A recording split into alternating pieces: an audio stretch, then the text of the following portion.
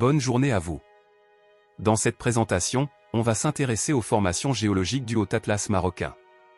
Comme étude de cas, on s'attardera sur la région de Tirdouine, qui fait partie de la zone des cuvettes des Tourir, dans les régions du Haut-Atlas de Marrakech.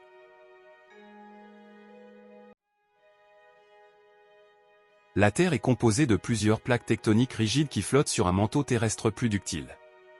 Ces plaques sont en mouvement constant, s'écartant, se frottant ou se chevauchant. C'est justement ce mouvement de convergence entre deux plaques tectoniques qui a donné naissance au Haut-Atlas.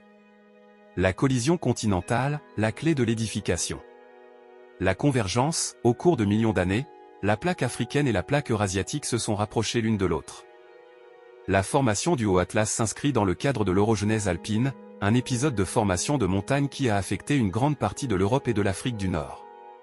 Cette orogenèse s'est déroulée en plusieurs phases, chacune laissant sa marque sur le paysage actuel. La phase hercynienne, une première phase de formation de montagnes s'est produite au cours de l'ère primaire.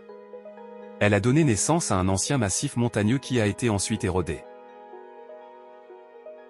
En résumé, la formation du Haut-Atlas est le résultat d'un long processus géologique marqué par la convergence de deux plaques tectoniques, la subduction et la collision continentale.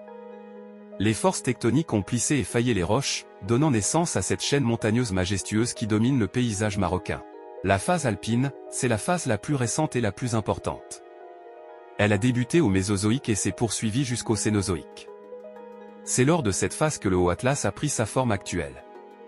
Le Haut-Atlas se caractérise par une grande diversité de roches et de structures géologiques. Roches sédimentaires, on y trouve des calcaires, des marnes, des grès et des schistes, qui témoignent de l'accumulation de sédiments marins au cours des ères géologiques.